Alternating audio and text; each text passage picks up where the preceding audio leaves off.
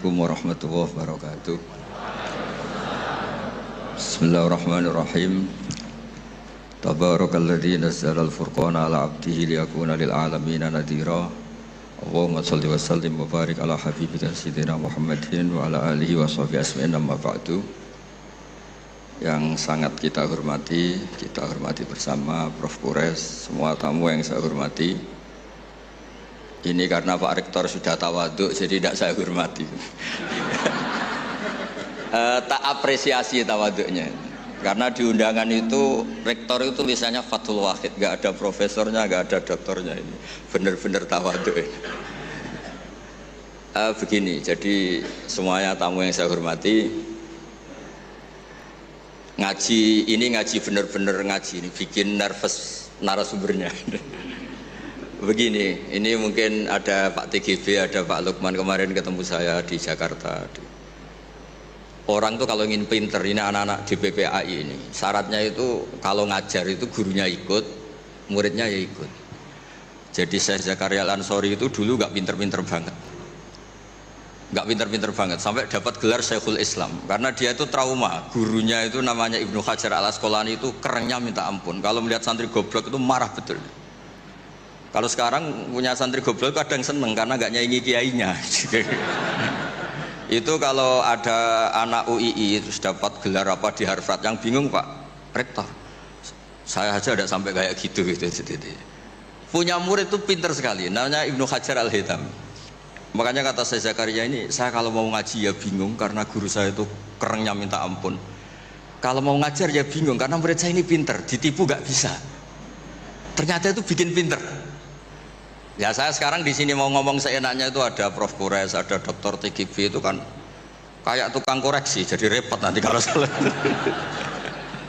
Terus yang ngaji-ngaji di sini itu juga lebih pinter lagi. Pokoknya mintanya itu masuk surga lewat arahnya Gus Pak. Bikin arahan masuk surga itu kan ya tidak gampang. Tapi saya pastikan delalah Nabi hanya ngendikan mangqala la ilaha illallah dakhalal jannah. Saya sering komplain ya sama beberapa orang-orang soleh. Saya komplain betul, bukan komplain nanti komplain betul. Dia itu ngijazahi saya wiridan la ilaha illallah panjang terus ruwet. Terus saya nggak hafal-hafal, saya dimarahin. Gus kamu itu cerdas kalau ini kok udah hafal-hafal. Memang saya sengaja tidak saya hafalkan gitu. Yang ada tambahan-tambahannya itu Pak Kures. Banyak tanya. Kenapa? Nanti ke rumah saya, nanti tak kasih tahu. Tak kasih tahu itu si orang soleh ini nangis tobat. Padahal soleh loh. Tapi dia hanya soleh perilaku, tidak soleh secara keilmuan. Jadi juga harus tobat dia. Saya cerita, di antara perlawanan ahli hadis adalah kalau hadis itu ditambahin, misalnya gini, mangqala la ilaha illallah mi'ata marrah dakhalal jannah. Jika kalau bapak kamu meninggal baru baca la ilaha 50 kali, wah sayang tidak sampai 100 sudah mati itu. Jadi berkahnya tidak ada hitungan, itu luar biasa. Tapi kamu nganggep biasa, makanya kita harus konsisten. Hadisnya hanya mangqala la ilaha illallah dakhalal jannah. Jangan kamu tambahi mi'ata marrah, jangan kamu tambahi sekian-sekian, itu bahaya itu. Sehingga ketika ada hadis mangkana akhiru kalamihi la ilaha illallah ditambahi akhir, orang yang akhir kalamnya la ilaha illallah dakhalal jannah, yang di akhir kata-katanya itu la ilaha illallah, perkataannya itu. Itu ada orang mau mati, sudah mafatkan la ilaha illallah.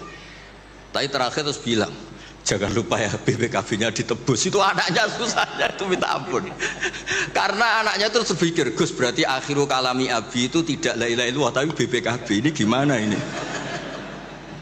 Saya sebagai kiai yang baik itu tak carikan referensi supaya yang BPKB ini ya masuk yang akhiru kalami. Ini cerita kebaikan saya di depan Pak Kores. Gak apa-apa cerita kebaikan, daripada gak diakui mendingan diceritakan supaya itu. Tak cari, itu riwayatnya Abi Dawud dan beliau sendiri dalam menambahi akhiru kalami. Di riwayat yang lain itu gak ada akhiru kalami, cukup mangqala la ilaha illallah dakhalal jannah. Karena itu bikin keresahan, kata akhiru kalami itu bikin keresahan. Ada yang akhir kalamnya BPKB, sertifikat. Ada yang akhir katanya nasib-nasib, apalah, pokoknya banyak yang tidak akhiru kalami. Sehingga keilmuan hadis itu harus dijaga. Makanya kata Imam Muslim, Sahihain itu Bukhari Muslim, beliau ngendikan lam naros sorihin akdaba fi syai'in akdaba minhum fil hadis. Saya tidak pernah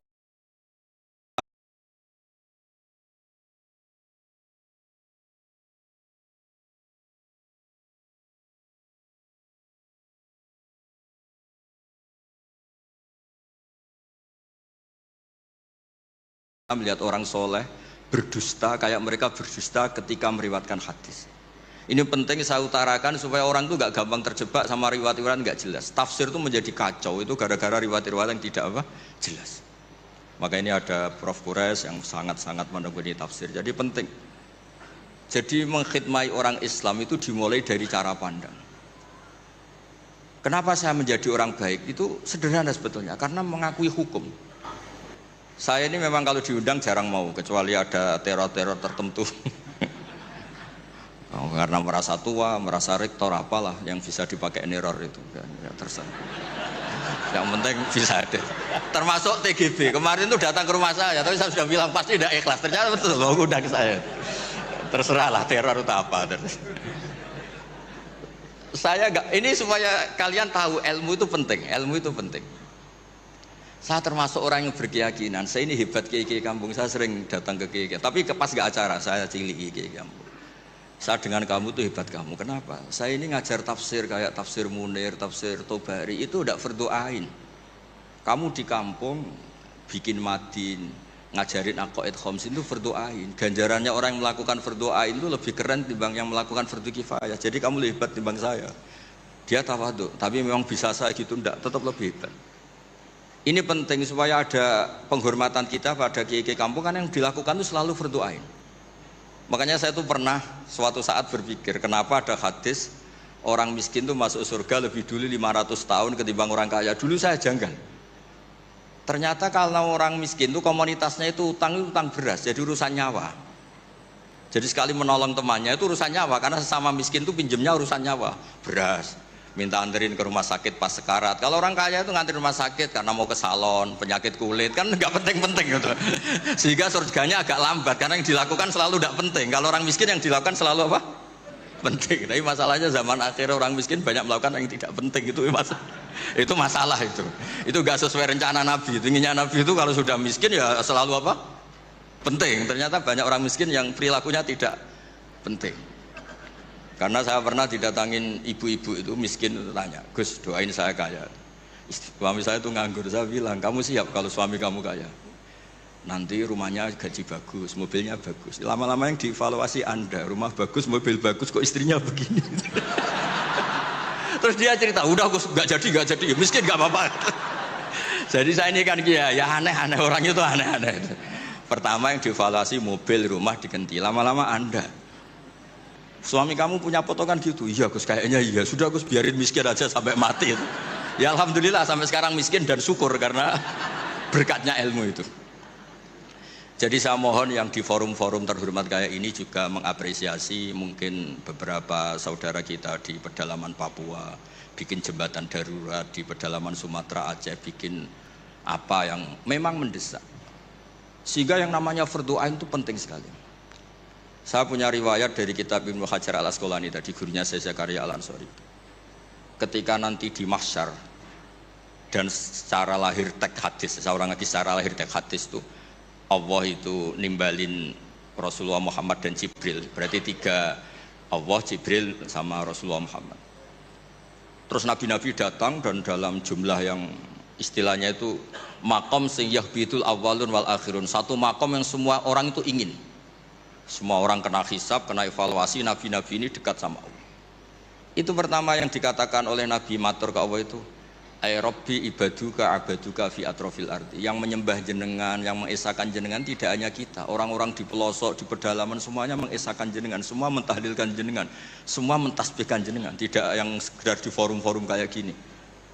Terus Allah bilang iya. Nah sekarang itu krisis keilmuan karena agama ini diambil oleh, ya bisa dikatakan hal-hal yang besar, kayak acara-acara yang besar apa. Meskipun ini pas acara besar, justru itu saya fair ngomong ini supaya sama-sama ingat. Jadi yang dikatakan agama itu nurul yamsi bihi finnas, menjadi nur yang menyinari hati manusia. Bukan tentang ormas besar, masjid besar, kampus besar, itu bagian dari itu. Tapi ini bukan segala-galanya. Sehingga semua orang itu perasaan hubungannya dengan Allah itu privat. Tidak diambil alih oleh ormas besar atau lembaga besar atau komunitas besar. Ini penting supaya orang itu merasa bagian dari hamba Allah. Makanya ada munajat, ada beberapa ibadah yang tidak disunatkan jamaah. Ini kan unik, Islam itu mengharuskan jamaah. Tapi ada ibadah-ibadah yang malah tidak disunatkan jamaah, sehingga orang hubungannya dengan Allah itu asik.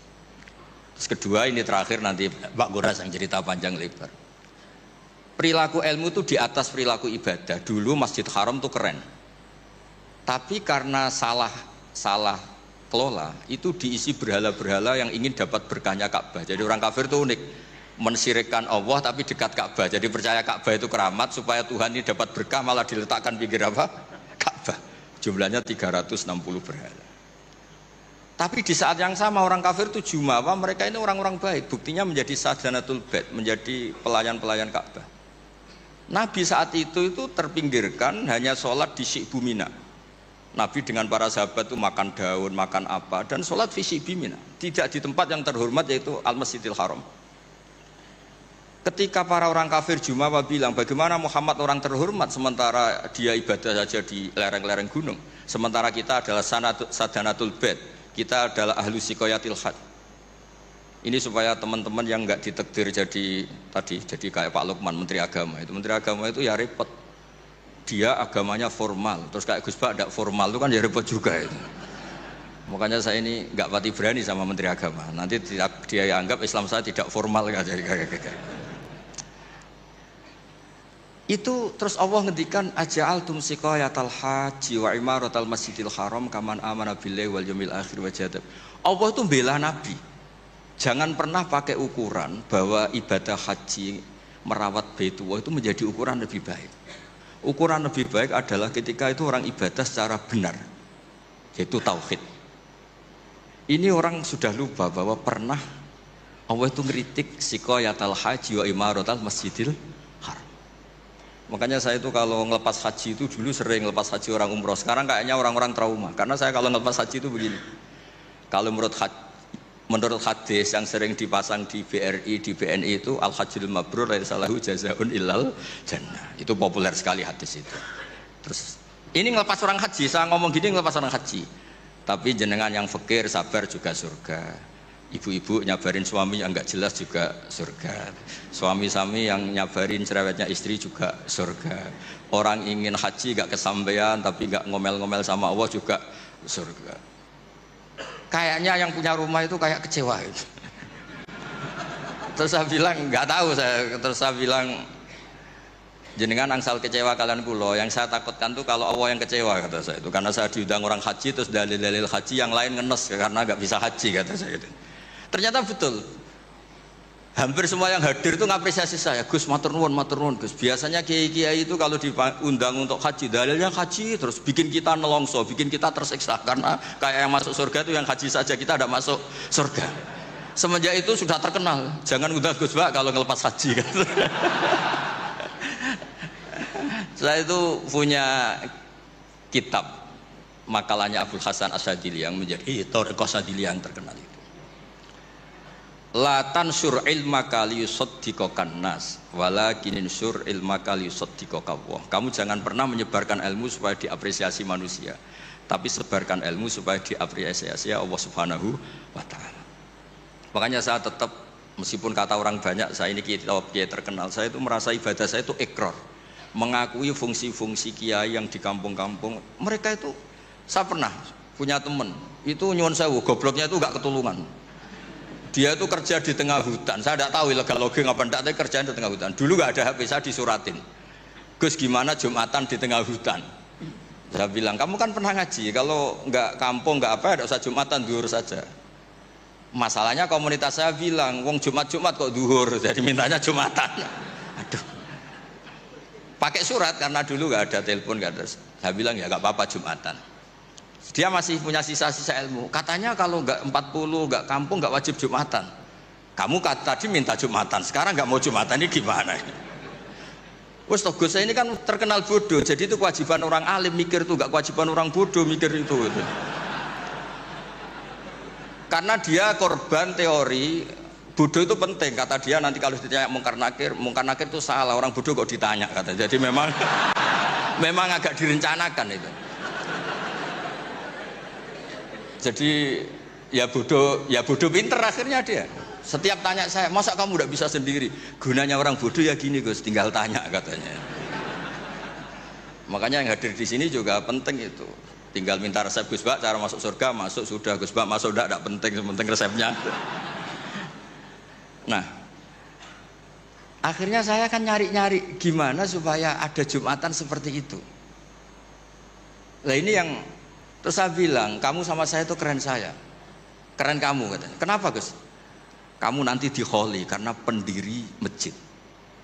Makanya saya pernah cerita ini sampai kiai itu nangis.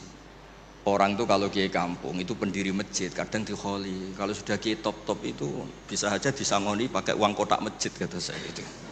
Ini bukan nyindir, bukan, supaya orang tuh ngerti lah. Jadi memang dulu Nabi itu penghormatannya sama orang yang melakukan fardu ain itu luar biasa. Uwais Al-Qarni itu tetangganya sudah dosowan Nabi. Uwais Al-Qarni itu belum. Karena ibunya itu egoisnya minta ampun, nggak mau ditinggal. Kemana-mana minta digendong. Tapi Nabi malah ngendikan khairul qurun Uwais Al-Qarni, orang terbaik tabi'in itu Uwais Al-Qarni. Umar kalau kamu ketemu minta, karena dia fanatik mengelola fardu apa? Ain. Makanya saya mohon sama alumni UII kalau sudah di rumah di mana-mana itu nggak usah merasa kalah keren sama Pak Fathul Wahid karena jadi rektor. Pak Fathul Wahid di sini itu ya rektor, terus ya banyak yang layani meskipun dia sopan katanya pelayan, tapi yang layani bawahnya nggak pernah nyupir sendiri tetap. Gak pernah nyupir sendiri, ya gak pernah buka pintu sendiri, itu dilayani. Tapi kalau kamu di kampung jadi kiai musola terus miskin itu, yakinlah pendiri. Statusnya apa? Pendiri, bukan penerus tapi apa?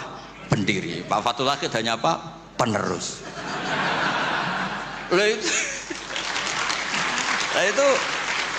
Lah kacaunya kiai kampung setelah tak kasih tahu gitu, emang bener-bener sama saya terus gak sopan. Waduh. Ya tapi saya ikhlas lah atas nama ilmu. Bener-bener gak sopan. Waduh ini ya. Sopannya tuh pendak kalau dia iskal hukum karena sinaune serius saya tanya, Gus ini hukumnya gimana? Akhirnya sopan lagi. Dia gak bisa, ilmunya gak cukup untuk menjawab. Ya tapi apapun itu yang namanya ngaji itu pengakuan ikrar ya. Jadi penting, makanya kan diantara hebatnya Rasulullah SAW itu kata Imam Ghazali, nggak ada pemimpin justru kena khitab waqfid janahaka liman ittaba'aka minal mu'minin. Muhammad, kamu harus merendahkan diri kamu liman ittaba'aka, sama orang yang ikut kamu, sama santri kamu, sama orang yang percaya sama kamu. Kayak apa Allah mendidik kekasihnya? Jadi yang disuruh sopan malah nabinya. Jadi kalau andekan di era modern Pak Fathul Wahid yang sopan sama mahasiswa itu yang penopang kampus. Kayak apa? Makanya kata Imam Ghazali, andekan mental ta'azzus atau takabur, andekan keangkuhan itu hal yang baik, lama amarallahu ta'ala habibahu biqauli ta'ala waqfid janahaka limanit taba'aka minal mu'minin. Nah tentang visi ya, visi itu gampangnya tadi, agama ini kan menentukan halal haram. Zaman apapun, teknologi apapun, mesti pertanyaannya ini kalau baik ya halal, kalau buruk ya haram. Misalnya ada teknologi yang orang bisa ke Mekah 2 detik atau 2 menit. Orang tetap pertanyaannya saat itu ibu kamu sekarat apa enggak, anak kamu sakit apa enggak, punya kewajiban fardu ain apa enggak. Kalau punya fardu ain kamu tinggal pasti orang nganggap masalah. Ya kan? Apapun kayak kamu, teknologi mutakhir kayak apa, ya seperti misalnya peristiwa kamu pejabat pas daerah kamu ada musibah banjir, kamu tinggal iktikaf di Ka'bah, tetap orang nggak anggap iktikaf itu ngawur itu mesti orang itu, karena meninggalkan fardu apa? Ain. Saya di sini kata orang banyak kan keren, misalnya sama ahli tafsir Quraisy. Tapi misalnya saat ini istri saya sakit atau anak saya sakit, pasti dianggap ngawur itu, karena meninggalkan fardu ain. Jadi fardu ain itu menurut saya segala-galanya.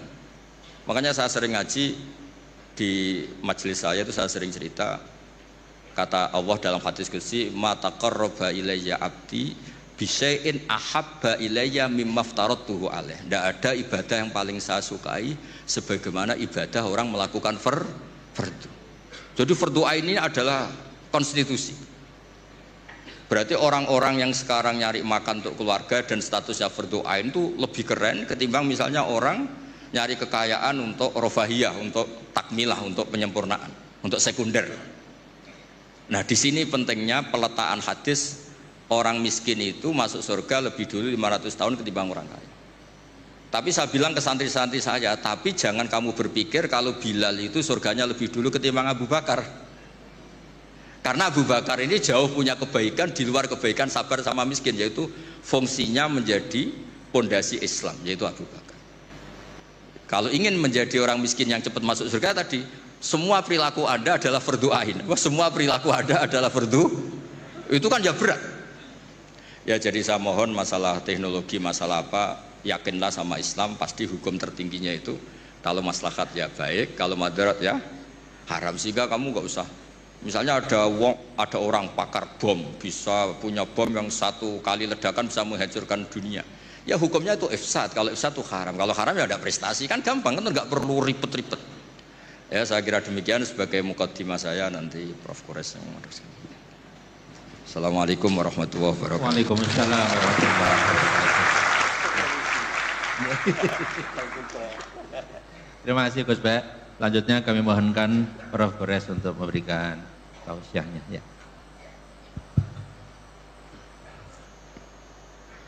Bismillahirrahmanirrahim. Alhamdulillah wassalatu wassalamu ala Rasulillah wa ala alihi wa sahbihi wa man wala. Kita sudah dengar dari saudara saya ini atau adik saya ini. Kita masih ingin mendengar banyak sebenarnya. Tema kita, visi Al-Quran menyangkut menjawab tantangan zaman. Sebagian dari tantangan zaman itu tadi sudah dikemukakan. Saya bisa mengambil kesimpulan bahwa tantangan zaman kita antara lain adalah pemahaman agama yang benar. Itu kesimpulannya.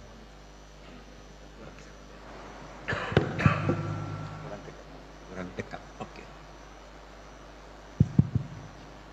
Jadi saya ulangi, saya mengambil kesimpulan dari apa yang dikemukakan oleh Gus Bahar tadi, bahwa tantangan kita antara lain adalah pemahaman agama yang benar. Kita bisa lanjutkan ini dengan mengambil kesimpulan umum, nanti saya akan berusaha merincinya. Tantangan kita itu adalah zaman itu sendiri. Zaman mempunyai tantangannya. Karena zaman berubah. Perubahan zaman itu menuntut kita untuk menyesuaikan diri dengan perubahan, tetapi tidak keluar dari nilai-nilai ajaran agama. Ini yang sulit. Nah, mari kita lihat, kalau kita kembali ke Al-Quran, mari kita lihat pokoknya apa, nanti kita lihat ujungnya di mana. Ini mengundang kita untuk bertanya, kita ini diciptakan Tuhan untuk apa tuh? Kita dapat jawabannya dari Al-Quran, inni ja'ilun fil ardi khalifah. Khalifah itu adalah petugas, bisa kita katakan mandataris Tuhan, petugas yang ditugaskan Allah untuk mengelola bumi ini sesuai dengan nilai-nilai yang dikehendaki Allah. Nah, ini khaliqan fil ardi khalifah. Malaikat bertanya, ataj'alu fiha man yufsidu fiha wa yasfiku dima. Apa kamu akan menciptakan makhluk yang merusak di bumi? Tuhan tidak jawab pertanyaan malaikat itu dalam bentuk firman. Dijawabnya, apa katanya? Wa 'allama Adamal asma'a kullaha. Adam diajar Allah semua nama-nama. Kalau kita kembali ke ulama tafsir, itu banyak sekali. Saya ingin mengambil kesimpulan begini. Kita mahasiswa, kita belajar, kita dosen, kita bekerja. Ilmu yang paling perlu Anda ketahui adalah ilmu yang tidak menjadi baik tugas Anda kecuali mengetahuinya. Anda dosen bahasa Inggris, tidak menjadi baik pengajaran Anda kecuali kalau Anda paham benar bahasa Inggris. Anda tidak dituntut belajar bahasa Cina. Anda tidak dituntut belajar kedokteran. Tapi kalau Anda tugas dokter harus tahu semua apa yang berkaitan dengan kedokteran, paling tidak menyangkut spesialisasi Anda. Tidak usah belajar ilmu yang kalau Anda tidak tahu, tidak bertambah kebodohan Anda. Saya mengajar, katakanlah saya mengajar tafsir. Saya tidak tahu itu bagaimana memperbaiki mobil. Kalau saya tidak tahu, saya tidak tambah bodoh. Nah, jika demikian, apa yang diajarkan Tuhan pada Adam itu? Asma'akullaha. Segala sesuatu yang berkaitan dengan kesejahteraan umat manusia di dunia ini dan berkaitan dengan pemeliharaan alam raya ini. Itu yang diajarkan. Ini nanti yang menjadi menurun. Diajarkannya itu dalam arti diberi potensi untuk itu. Kita harus kembangkan itu. Itu satu. Menarik kalau kita lihat lebih jauh. Itu kan Tuhan berkata, malaikat berkata apa? Kami bertasbih. Kata Syekh Muhammad Rashid Ridha, kalau malaikat ditugaskan di bumi ini, tidak akan terjadi perkembangan. Karena mereka tidak punya inisiatif. Kerjanya cuma zikir, zikir, zikir. Ada yang cuma duduk, duduk, duduk. Memang manusia ini bisa salah, bisa berdosa karena dia punya inisiatif. Kalau Anda tidak punya inisiatif, kalau Anda takut salah, tidak. Jangan khawatir salah. Nanti Adam kan disuruh masuk ke sorga. Dosa enggak? Dosa dia. Tapi sebelum dia minta maaf, Tuhan sudah maafkan dia. Fatalaqa Adamu min rabbih kalimat fataba alaihi. Allah mengilhami dia kalimat-kalimat, lalu Allah kembali kepadanya. Jadi Allah lebih dulu kembali. Tidak usah khawatir salah. Hanya diingatkan. Kenapa sih Adam itu tergoda di sana? Allah sudah beritahu Adam, Adam, jangan sampai kamu tergoda oleh iblis.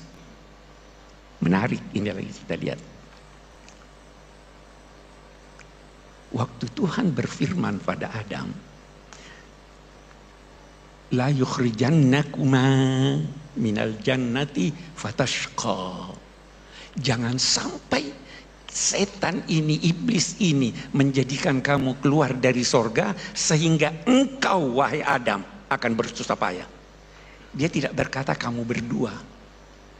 Kenapa itu? Fatashqa, dia kata fatashqa ya. Karena suami berkewajiban memenuhi kebutuhan istrinya dalam 3 hal pokok. Apa itu? Sudah disebut kebutuhan pokok manusia. Innaka alla taju'a fiha wa la ta'ra wa la tazma'u fiha wa la tadha. Kamu di sorga tidak butuh pangan, tersedia. Tidak butuh minum, tersedia. Tidak butuh rumah tempat bergaul, sudah tersedia. Tidak butuh pakaian, sudah tersedia. Kenapa sih Adam disuruh ke sana dulu? Diberi pengalaman. Wujudkan dunia ini seperti bayang-bayang sorga. Damai, kebutuhan pokok tersedia. Jangan sampai tergoda iblis. Itu kan tantangan kita di sini. Sejak dini sudah dikatakan hati-hati. Adam tergelincir. Tahu penilaian Tuhan apa itu? Walaqad ahidna ila Adam fanasiya. walam najid lahu azma. Ini jalan keluarnya. Anda bisa tertipu. Itu karena Anda lupa.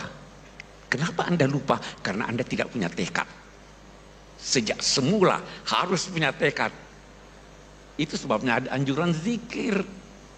Itu ingat Tuhan. Ini kan yang terabaikan. Oke, kita lihat sekarang kita. Adam melanggar. Tuhan ampuni dia sebelum dia disuruh turun. Jadi dia turun tidak dapat bawa dosa warisan. Waktu dia turun menarik lagi. Disuruh ihbitu minha jami'an fa imma ya'tiyannakum minni hudan faman tabi'a hudaya fala khaufun 'alaihim wala hum yahzanun.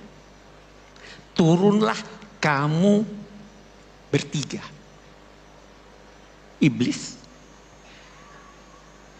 engkau wahai Adam, dan istrimu. Kamu saling bermusuhan. Iblis itu musuh abadi. Tiada maaf baginya. Dan dia pandai menggoda Anda. Kenapa Adam tergoda? Penyakit manusia. Mau kekal. Sangka buruk pada Tuhan. Apa itu ayat? Hal adullu kala. Saya senangnya kalau sama Gus Baha ini Quran saya ini.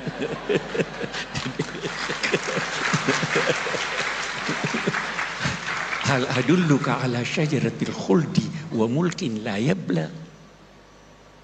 Mana hakuma rabbukuma antilkuma syajara illa an takuna malakai. Takuna minal khalidin. Itu setan menanamkan buruk sangka pada Tuhan. Itu kamu dilarang dekat itu karena Tuhan tidak mau kamu jadi malaikat. Karena Tuhan tidak mau kamu kekal. Jangan pernah buruk sangka pada Tuhan. Ini tuntunan yang kita bawa ke dunia nih. Ihbitu minha jami'an. Turunlah. Anak cucunya menghadapi dunia ini paling tidak ada 3 sikapnya. Dia lihat dunia hebat sekali ini. Sampai-sampai Imam Ghazali ada yang berkata dia tergelincir ketika berkata laisa fil imkan abda'u mimma kan. Tidak bisa lagi lebih indah dari ini. Maksudnya Imam Ghazali tentu bukan mengurangi kuasa Tuhan, tapi saya tidak akan terangkan itu. Indah sekali. Ada manusia waktu dia lihat alam raya ini semuanya indah, semuanya benar, semuanya baik. Kena angin sepoi baiknya, kehausan dapat air minum baiknya, ini kok begini baiknya. Maka dia berusaha mencari apa yang terbaik dan menghimpun ketiganya. Di situ dia menemukan Tuhan. Nah, ini yang baik. Mencari yang benar melahirkan ilmu. Mencari yang baik melahirkan akhlak. Mencari yang baik, yang indah melahirkan seni. Tuhan mau kita itu jadi seniman, ilmuwan, dan kebudiman. Satu. Ada yang satu lagi nih, satu kelompok. Lihat indahnya. Alam raya ini dijadikan Tuhan ayat tanda. Saya beri ilustrasi. Saya mau ke Solo, di jalan ada penunjuk jalan. Penunjuk jalannya satu orang berdiri, ada berlian di tangannya, wajahnya bagus. Saya, waduh indahnya. Saya berlama-lama di sini, saya lupa ke Solo. Ada orang begitu terpengaruh dengan keindahan dunia dan sebagainya, dia lupa bahwa itu sebenarnya petunjuk jalan. Ada yang begitu. Ada lagi yang berusaha menghimpun semuanya ini. Tapi dalam soal yang sama dia takut. Dia himpun, begitu hilang dia sedih. Begitu dia mau tidak dapat dia takut. Nah, ini yang banyak sekarang. Mau himpun sebanyak mungkin dan takut bahkan menyesal. Nah, karena itu yang terbanyak Allah di dalam surat itu, imma ya'tiyannakum minni hudan faman tabi'a hudaya, tidak akan takut, tidak akan sedih.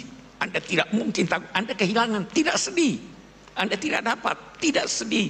Anda dapat yang banyak, tidak angkuh. Itu tuntunannya. Sejak awal nih.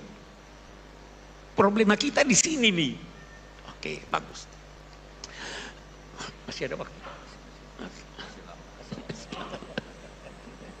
Oke, kita lanjutkan. Turunlah di bumi. Sebenarnya bumi ini sangat indah. Bukan cuma indah, kait berkait. Kita baca surat Ar-Rahman. Ar-Rahman 'allama al-Qur'an, khalaqal insan 'allamahul bayan. Baru lihat.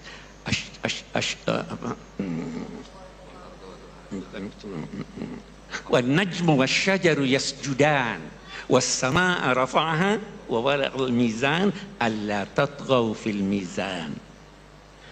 Kita lihat. Cobalah pandang bumi ini.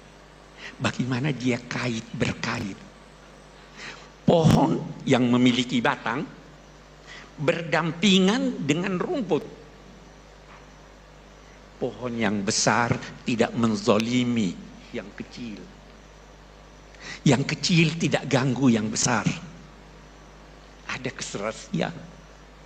Ada keserasian antara manusia dan pohon. Betul? Kita menghirup apa toh? Oksigen dilahirkan oleh pohon. Pohon membutuhkan karbon, kita keluarkan itu. Ada kerjasama. An-najmu wasyajur yasjudan was-samaa rafa'aha wa wada'al mizan.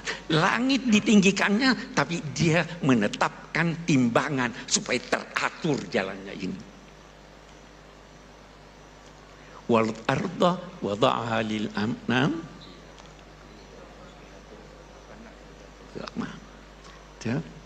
Untuk apa ya Allah itu semuanya? Alla tatghaw fil mizan. Jangan kalian melakukan sesuatu yang tidak benar menyangkut timbangan itu. Ini kenapa terjadi bencana? Boleh jadi yang di Aceh, di Sumatera itu karena ulah kita. Al-Quran sudah menyatakan. Saya tidak mau menuduh, tapi boleh jadi.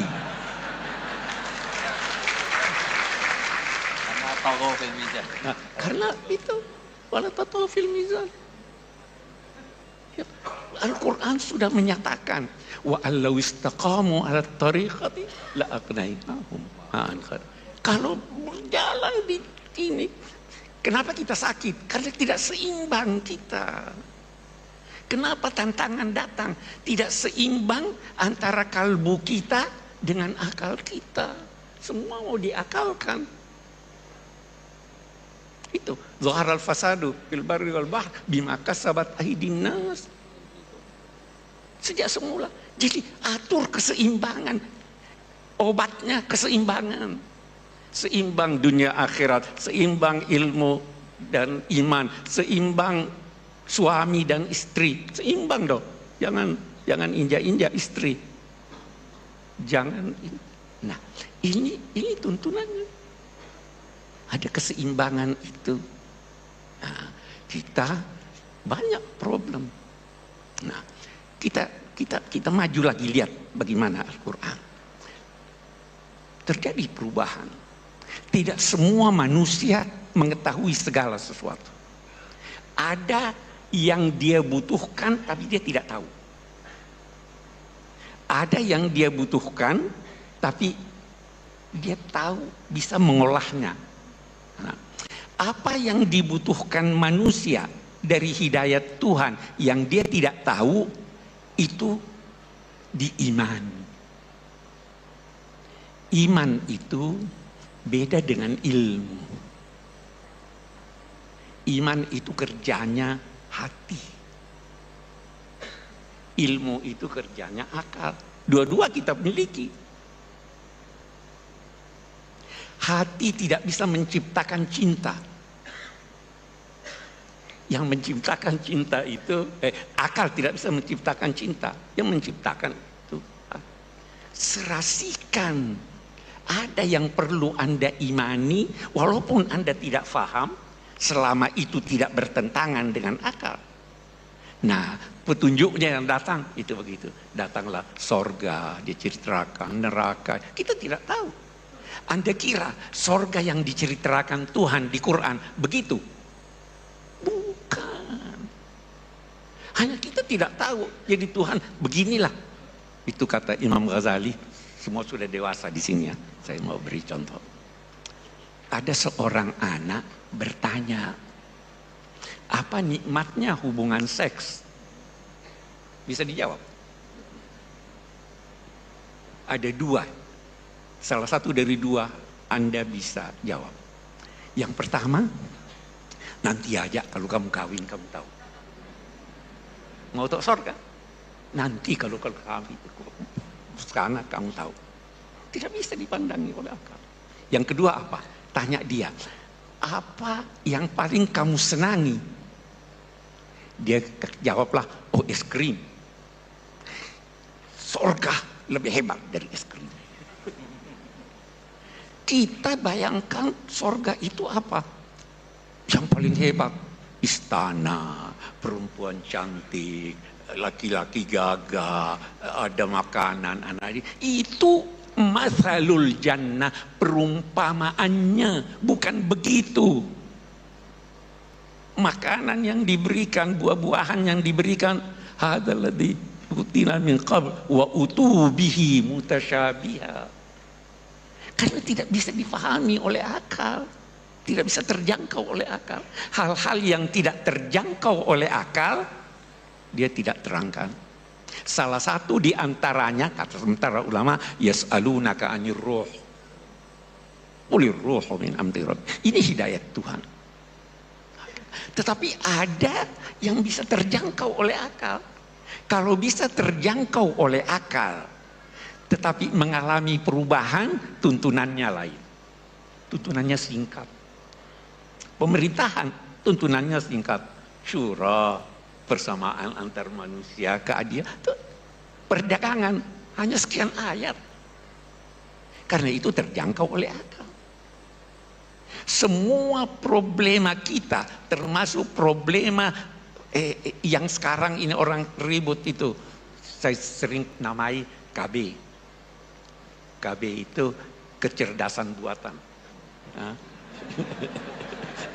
AI. Oke. Problema itu problema kita, tantangan kita.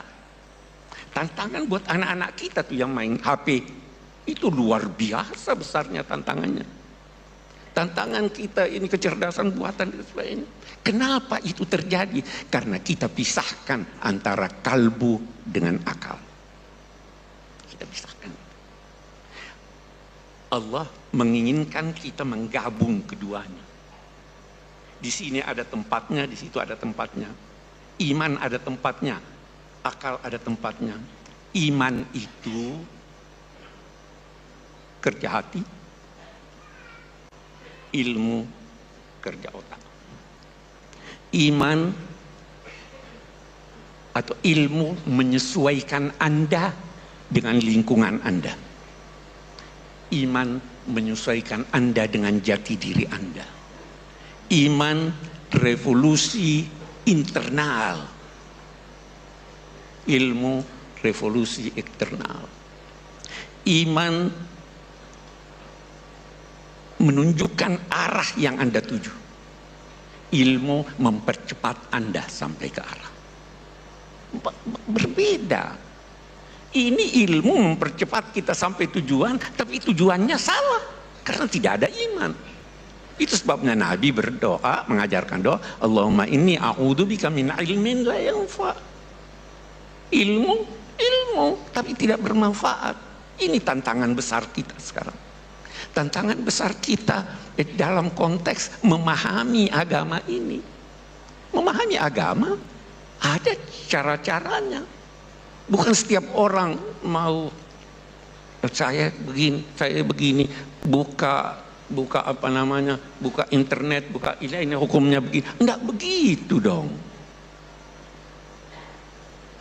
Semua, saya kembali berkata, semua problem, tantangan yang kita hadapi karena kita tidak seimbang dalam hidup kita. Kita tidak menggabungkan antara ilmu dan iman. Kita tidak menggabungkan antara tuntunan wahyu yang tidak berubah dan tuntunan wahyu yang dapat mengalami perkembangan dalam penafsirannya. Kita masih mau pendapat lama. Itu sudah berubah sama. Dulu perempuan tidak boleh jalan sendiri. Ya. Sekarang fatwanya sudah boleh. Anak-anak saya berangkat ke Amerika sendiri, perempuan lagi. Kalau masih mau pakai yang lama, ada perkembangan. Ini banyak sekali tantangan, ya, kemiskinan, ketidakamanan, penjajahan, kebodohan, terlalu banyak tantangannya. Jalan keluarnya kembali kepada tuntunan Allah dan Rasulnya. Wassalamualaikum warahmatullahi wabarakatuh.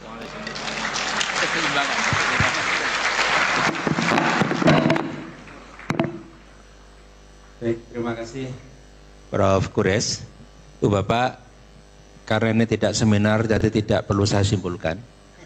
Nah, jadi tadi banyak kata penting, poin penting yang bisa kita ingat, dan kita akan buka sesi pertanyaan.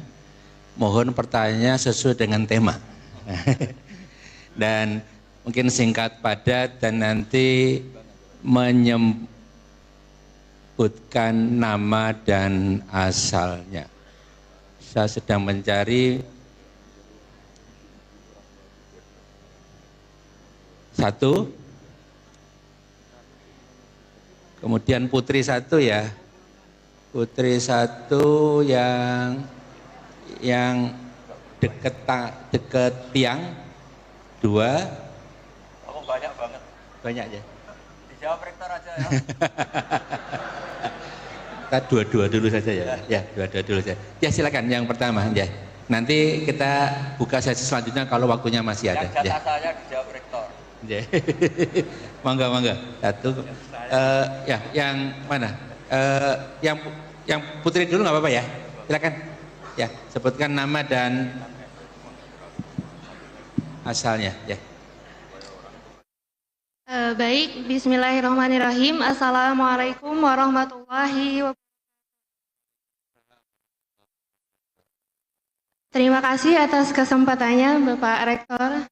Saya Helmi Aulia Tazki, mahasiswi Prodi Pendidikan Agama Islam, juga salah satu anggota aktif di Pusat Studi Tafsir Al-Quran dan Hadis UI. Saya izin bertanya satu pertanyaan kepada Gus Baha dan Prof. Quraisy. Jadi belakangan ini terdapat beberapa tulisan opini dan penelitian yang menyebutkan bahwa di Indonesia ini mengalami krisis keteladanan dan menurunnya moral yang disebabkan oleh media sosial, diantaranya konten pornografi, kekerasan, dan budaya viral. Nah, dalam permasalahan ini, pendidikan agama Islam sering disebut memiliki peranan yang besar sebagai benteng moral. Akan tetapi, di lapangan kami menemukan bahwa pendidikan agama Islam ini tidak menyentuh aspek afektif, dia hanya sampai di tahap kognisi dan kognitif. Menurut Gus Baha dan Prof. Quraisy Shihab, bagaimana seharusnya tafsir Al-Quran dan kajian hadis diajarkan kepada kami sebagai Gen Z sehingga tidak hanya menjadi hafalan, akan tetapi mampu menjadi role model dan benar-benar bisa membentuk karakter Islami dalam diri kami. Seperti itu pertanyaannya. Terima kasih. Wassalamualaikum warahmatullahi wabarakatuh. Waalaikumsalam warahmatullahi wabarakatuh. Baik, terima kasih. Selanjutnya yang nomor 2, mikrofonnya minta tolong ya.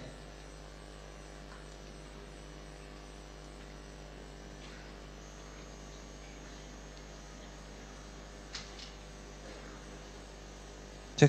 Ya, bismillahirrahmanirrahim. Assalamualaikum warahmatullahi wabarakatuh. Waalaikumsalam warahmatullahi wabarakatuh. Ya, perkenalkan saya Vini Pratama, pengajar di Teknik Mesin Universitas Islam Indonesia. Jadi berkaitan dengan hati dan akal, Ustaz. Jadi kan kalau di teknik mesin itu sepertinya yang kami pelajari itu tidak berkaitan dengan hati ya.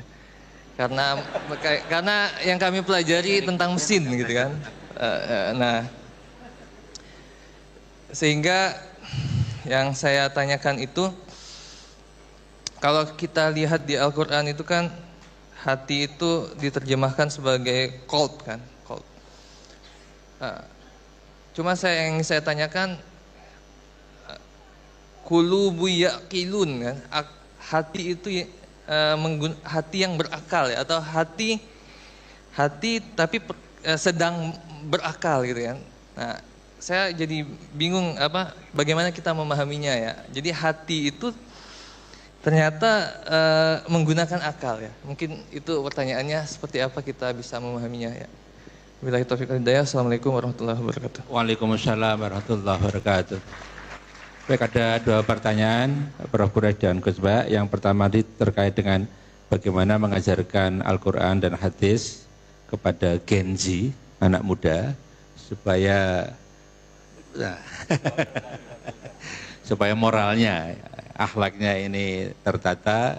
Kemudian yang kedua terkait dengan qalb, tapi kenapa kok afala yaqilun, kira-kira gitu ya. Enggak, baik, dipersilakan.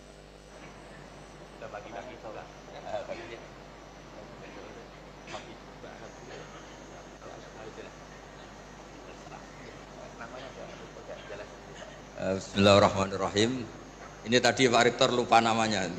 Karena depannya ada istrinya, kalau ingat nama jenengan masalah.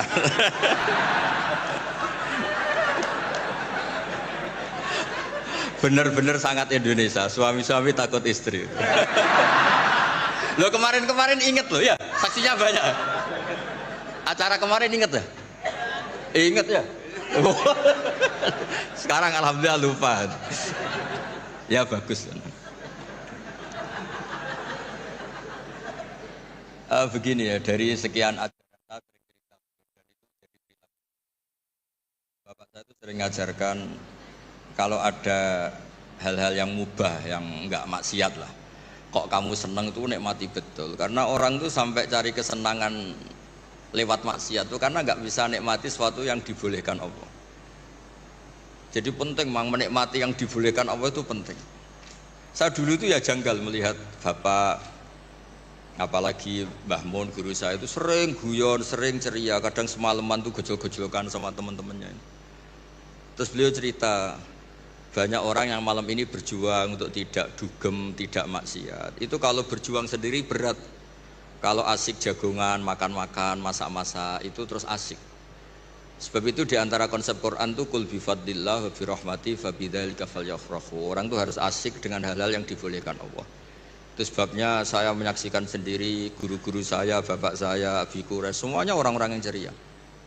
Karena bisa ceria dengan hal yang enggak maksiat itu luar biasa, apresiasi Allah Ta'ala itu luar biasa. Sampai Imam Ka'bi dalam usul fikih ngendikan, mubah dikatakan mubah itu keliru katanya. Mubah itu wajib. Karena itsma min mubahin illa wa yatahaqqaqu bihi tarku haramimma. Fayal zamu minas sukun tarkul qatli wa minas sukut tarkul qadaf. mubah, sesuatu yang boleh hakikatnya adalah wajib. Karena ketika kita melakukan mubah artinya meninggalkan keharaman. Sementara meninggal haram itu adalah wajib. Jadi mbak ini bisa nikmati cengkrama sama teman-teman, pak-pak, terus beberapa mas-mas mahasiswa itu nggak perlu nikmat nunggu lihat pornografi, lihat maksiat. Sehingga Anda tidak berkebutuhan padahal yang dibenci Allah. Itu luar biasa. Itu hebatnya Nabi ngendikan wa qurratu aini fi sholat. Saya kalau sudah sholat tuh nyaman, asik. Dulu itu banyak orang yang janggal sama saya itu sering belajar, sampai sekarang belajar. Itu dulu ya, istri saya itu rival beratnya itu katanya kitab saya. Tapi alhamdulillah gak dibakar. Dulu Imam Sibawa itu kitabnya dibakar karena belajar terus istrinya gak diurusin. Dia pergi ke toko, pulang kitabnya dibakar semua karena istrinya cemburu. Dikira disayang malah dicerai. Jadi menikmati hal yang boleh itu bagian dari keinginan syariat. Makanya saya sering cerita riwayat meskipun nggak sohe-sohe banget tapi digunakan ulama. Inna min khiyari umati qauman yattaquna jahran min saati rahmatillah. Di antara umatku yang baik adalah selalu tertawa karena nikmati luasnya rahmat Allah. Saya dulu ya janggal melihat bapak itu kalau ada orang miskin rokok satu ngutang lagi, ngopi nyatet lagi, ngutang lagi, tapi meletenya minta ampun. Dulu bapak tuh senengnya bukan main sama orang itu. Saya tanya kenapa seneng? Itu sekali gak nikmati hidupnya, gugat Tuhan itu. Iri sama Pak Rektor, sama Menteri, repot itu. Biar dia bangga dengan dirinya sendiri. Semoga itu cara dia tetap mengakui Tuhan sebagai Tuhan. Karena orang-orang miskin kalau digugat itu wah ngeri itu. Itu kan, ya coba misalnya nyon saya orang kalau susah itu kan ngomongnya sekenanya. Wah enak kiai itu gini dapat uang, dapat penghormatan, saya dapat apa? Tapi berkahnya dia nikmati ngopi, rokok, utang itu dia bingung-bingungnya sendiri, punya dunia sendiri malah selesai. Makanya Imam Malik ketika digugat banyak dakhum mbak masona biar sudah asal gak maksiat biarin. Imam Malik itu pernah ada perempuan agak suka musik. Terus Imam Malik itu bilang, kamu gak boleh gini-gini. Imam Malik, agama itu tidak milik kamu. Laisa ilaika, wilayah itu tidak wilayah kamu. Imam Malik bingung kan. Jadi kita mohon semohon-mohonnya. Makanya Nabi ngendikan wa qurratu aini bis sholat. Supaya kenikmatan yang boleh itu benar-benar mencukupkan kita untuk tidak berkebutuhan maksiat. Tentu kita tetap manusia, makhluk khata' wa nisyan. Makanya ulama-ulama dulu tuh kalau naik gunung atau sendiri ngendikan gini, ainal muluk fi yadillah. Enaknya apa jadi raja dibanding kenikmatan saya yang sekarang munajat sama Allah. Itu solusi yang paling real, karena kalau kita pakai solusi itu haram, itu apa nanti dianggap ketinggalan zaman. Makanya repot lah, makanya itu hebatnya Allah Ta'ala ketika ngendikan tentang makanan kulu wasrobu, ketika cerita buah-buahan mata allakum wali an'amikum, kamu nikmati supaya diharapkan dari menikmati yang boleh itu kemudian kita tidak berkebutuhan mendapat nikmat lewat apa? Maksiat. Ya saya kira demikian.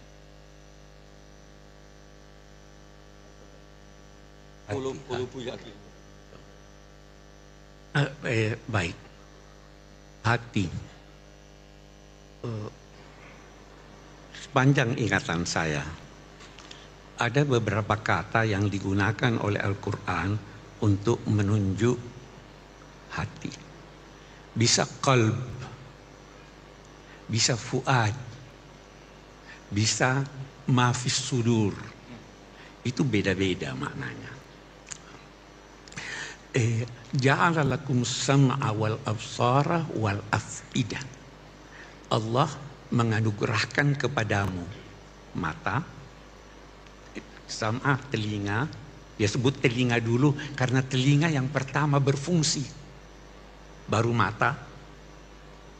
Telinga tunggal karena apa yang Anda dengar, yang di sana, di sini sama, jadi tunggal. Absar, pandangan berbeda-beda. Yang dari sana melihat sini lain, dari sana melihat sini lain. Baru al-af'idah.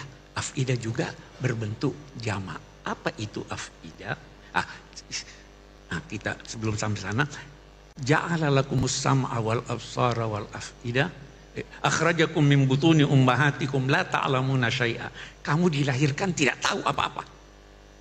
Maka dia berikan kamu telinga supaya tahu, diberikan kamu mata supaya tahu, dan diberikan kamu hati. Nah, ini yang berfungsi mengetahui. Yang di dalam dada ini itu ada 3 dari segi isinya. Saya mengetahui 2 di antaranya. Yang 1 saya sudah lupa. Walaupun tadinya saya tahu. Saya beri contoh. Kalau ada yang bertanya pada saya, Bapak punya anak berapa? Saya tidak malu berkata anak saya 5. Istri berapa? 1. Insya Allah sampai akhir zaman 1. Ya, ya kan? Itu ada di dalam hati saya. Dan saya tahu itu dan saya tidak malu untuk menyampaikan pada Anda. Yang kedua, ada di dalam hati saya tahu, tapi saya tidak mau Anda tahu. Ada enggak itu? Nah, itu di dalam dada. Ada lagi di dalam dada. Saya tanya, pernah ingat waktu lahir? Sekian banyak hal yang kita tidak tahu lagi, yang kita pernah alami, tapi kita sudah lupa, tapi itu masih ada di dalam hati. Nah, ini dalam konteks pertanggungjawaban di hari kemudian. Itu kalau kita katakan qalb. Qalb itu dari asal kata yang berarti berbolak-balik. Tidak konsisten. Bisa begini, bisa begitu, tergantung dari kondisi dan pengalaman pendidikan dan sebagainya. Saya mau tanya, hati nurani itu pasti benar atau tidak? Banyak orang bilang, oh itu sesuai hati nurani. Hati nurani itu dibentuk oleh pendidikan, dibentuk oleh pengalaman. Itu hati nurani. Hati nurani kapitalis tidak lebih bersih atau lebih kotor dari hati nurani ini. Gitu. Hati nurani Socrates yang melecehkan perempuan dalam beberapa tulisannya tidak lebih busuk daripada yang ya kan? Karena hati anak itu kalau kita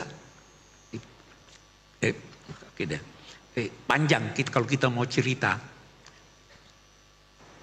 kecerdasan buatan itu tidak punya hati nurani, tidak punya kalbu, tidak merasa. Bagaimana kita mau berinteraksi dengan sesuatu, apalagi dalam konteks agama, dengan sesuatu yang tidak punya perasaan, tidak punya kecerdasan spiritual, ya kan? Tidak punya kecerdasan emosi. Ini. Tapi, nah ini problema kita sekarang. Semuanya mau kembalikan saja sini. Ada manusia yang kenal Anda, yang bisa memberi kepada Anda putusan sesuai kemaslahatan Anda. Oke, saya mau cerita atau tidak usah terlalu panjang kalau saya cerita. Terima kasih. Berapa Pak? Jadi masih lama. Nabi atau tidak usah itu. Saya langsung. Oke, saya harap bisa dipahami maksud saya. Ada seorang penguasa di bulan Ramadan di siang hari campur dengan istrinya. Oke. Dia datang pada Pak Kiai. Pak Kiai, saya begini, apa jalan keluarnya? Pak Kiai bilang, kamu harus puasa 2 bulan berturut-turut. Kenapa begitu Pak Kiai? Dia bacakan ayat. Dia bilang, ini kan Tuhan juga berkata boleh memberi makan 60 orang atau memerdekakan budak. Dia bilang, kalau saya putuskan buat kamu memerdekakan budak, tiap hari kamu mau melanggar. Karena punya ini. Jadi jawaban itu disesuaikan. Anda harus kenal siapa yang bertanya. Kalau ada yang bertanya pada Anda, 2 orang bertanya pada Anda, saya boleh berenang di laut? Kamu tidak boleh. Kamu boleh. Kenapa dibedakan? Kamu pandai berenang, ini tidak pandai berenang. Itu kecerdasan buatan bisa tahu itu. Tidak bisa. Ada yang kita bisa gunakan dalam batas-batas tertentu, ada yang memang tidak bisa. Jangan semuanya lantas. Anda tidak ngerti apa-apa, buka, oh itu bisa begini. Tidak. Saya kira itu ya. Okay. Baik. Terima kasih Gus Bah dan Pak Kures. Kita buka sesi selanjutnya. Saya sedang mencari ini.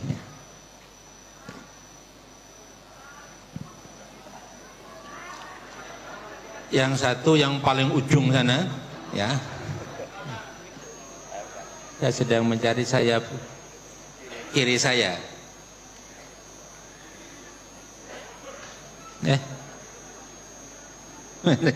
Oh yang depan ya, yang depan wangi batik ya. Dua dulu ya, dua dulu. Dimulai dari situ dulu ya, silakan. Ya.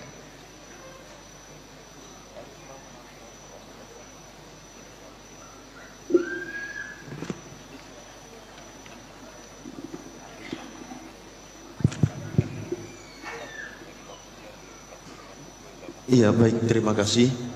Assalamualaikum warahmatullahi wabarakatuh. Iya, terima kasih atas kesempatan yang diberikan kepada kami. Perkenalkan, nama saya Abdurrahman, mahasiswa Magister Ekonomi dari UIN Sunan Kalijaga, Yogyakarta. Saya berasal satu pulau dengan Prof. Quraisy Shihab. Saya dari Provinsi Sulawesi Tengah. Izin bertanya, KB Prof, hari ini kita berbicara tentang visi dari Al-Quran untuk menjawab tantangan zaman. Akan tetapi dinamika yang sering terjadi di tengah-tengah kita di masyarakat, banyak orang yang memahami agama, banyak orang yang memahami Al-Quran, atau bisa kita sebut dalam tanda kutip, mereka-mereka entah itu seorang ustadz, seorang dai, seorang kiai, dan ulama, dan sebagainya. Akan tetapi justru mereka-mereka yang paham tentang hal itu masih banyak membuat hal-hal kontroversi di tengah-tengah masyarakat. Dan kalau menurut pandangan kita sebagai masyarakat awam, sekelas ulama, sekelas ustadz, sekelas kiai, harusnya mereka lebih paham dari isi-isi Al-Quran dan agama itu sendiri. Akan tetapi masih banyak dinamika yang terjadi, masih ada mereka yang berselisih paham, masih banyak lisan-lisan mereka yang mengeluarkan kalimat-kalimat bahkan sampai menghina. Saya beri satu contoh yang nyata terjadi di tengah-tengah kita.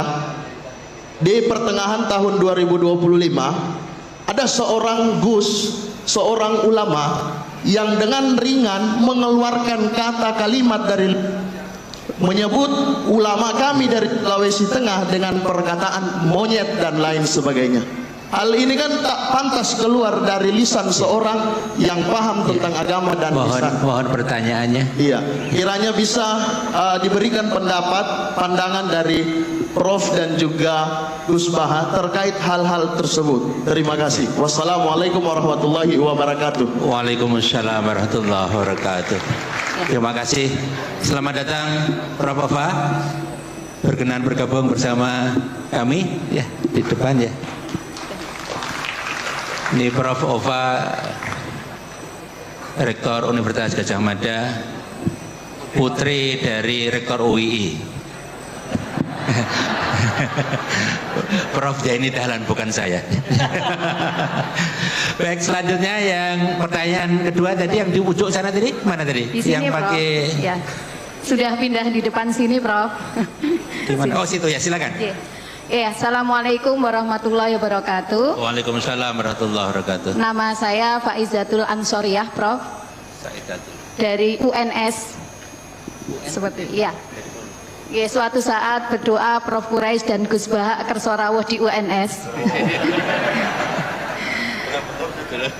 Tadi sempat tersindir karena meninggalkan fardu ain ngajar hari ini.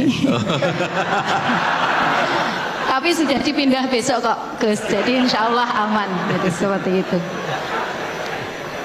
Ada banyak pertanyaan karena sudah bercita-cita lama sowan ke Prof. Quraisy dan Gus Baha. Hari ini baru lihat tadi malam posternya langsung dengan teman saya satu dari FISIP UNS Prof. Kita langsung berangkat pagi ini, sempat terdampar di lantai 3 tadi, tapi semangat 45 pindah ke bawah, akhirnya dapat tempat duduk meskipun di belakang.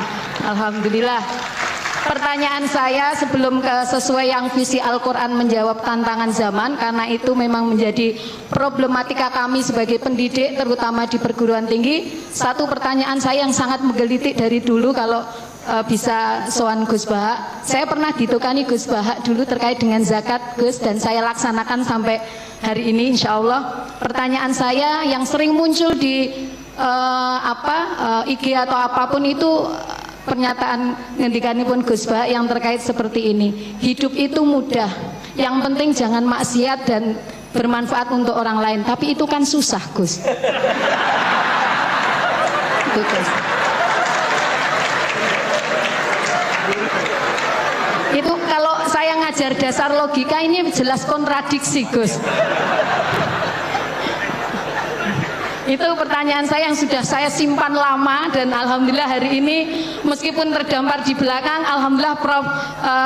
Rektor bisa melihat kami dari UNS. Saya tadi ke panitia, Mbak, sampaikan yang dari luar kota juga boleh, ini perwakilan harus bertanya. Sebelum terus Prof atas waktunya. Yang kedua, ini kegelisahan kami Prof. Quraisy, Gus Baha sebagai pendidik, bukan hanya mendidik anak kami, tetapi banyak anak-anak yang istilahnya kita sebagai pendidik kadang dihadapkan pada satu satu kondisi ketika anak memang betul-betul dibuat secara akademis itu pintar gampang, karena tinggal di leske, yang penting ada uang dan seterusnya, itu kapitalis. Karena masuk UI juga bayarnya lumayan ya, Prof.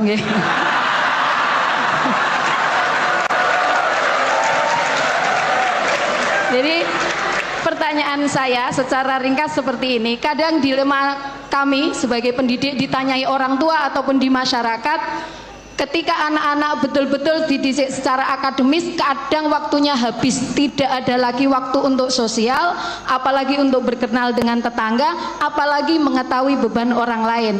Tetapi ketika kita juga mendidik anak-anak kita untuk sosial dan sebagainya, secara akademis akan tidak semelesat orang-orang yang dididik secara akademis itu. Nah, ini Al-Quran menjawab kegelisahan kami pada orang-orang tua seperti ini, bagaimana? Itu saja. Yang terakhir bukan pertanyaan, saya nyuwun doanya untuk dari Prof. Quraisy, Gus Baha dan semua yang hadir di sini, bahwa kami para pendidik ini masih bisa tetap mempertahankan prinsip mendidik sesuai dengan zamannya. Matur suwun, waktunya. Assalamualaikum warahmatullahi wabarakatuh. Waalaikumsalam warahmatullahi wabarakatuh. Terima kasih, karena tadi UI disenggol, saya senggol balik. Di UI Bapak itu tiap tahun kami memberikan beasiswa sekitar 1.500 paket. Saya jawab, Prof. Anak saya semoga besok dapat beasiswa. Amin. Ya, Pak. Ada untuk apa, ada untuk hal yang hafidh, untuk pondok pesantren dan lain. Silakan ketik pmb.ui.ac.id. Baik Ibu Bapak, yang sebelum ini menyampaikan tadi ada yang menarik Gus Baha sama Prof. Quraisy. Ini terakhir minta doa. Karena tadi Gus Baha pagi tadi bilang, sekarang sama Kiai tidak minta doa, minta selfie katanya. Nah ini tadi minta doa, alhamdulillah. Jadi ada dua pertanyaan Prof. Quraisy dan Gus Baha. Yang pertama tadi, bagaimana menyikapi situasi ada orang paham agama kok suka membuat kontroversi. Kemudian yang kedua tadi ada dua pertanyaan. Hidup itu mudah, yang penting jangan maksiat, itu kan susah Gus, kira-kira gitu. Kemudian pertanyaan kedua adalah bagaimana ini dilema mendidik anak antara akademik, agama, sosial dan lain-lain. Ya, monggo dimulai dari Gus Baha aja. Ya, yang anak muda. Bismillahirrahmanirrahim. Tadi yang tetangganya Pak Quraisy yang jawab saya, kalau sama tetangga nanti basa-basi.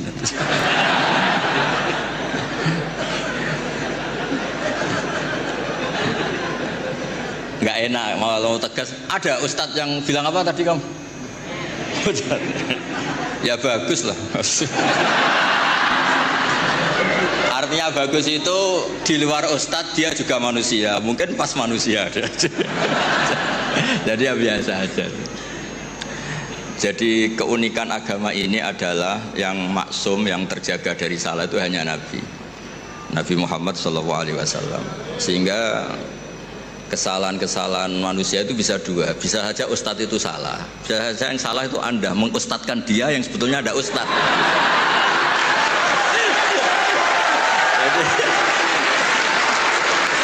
Mengustadkan orang yang sebetulnya tidak ustad. Jadi, kalau Pak Kures nggak sampai hati karena Anda orang Sulawesi.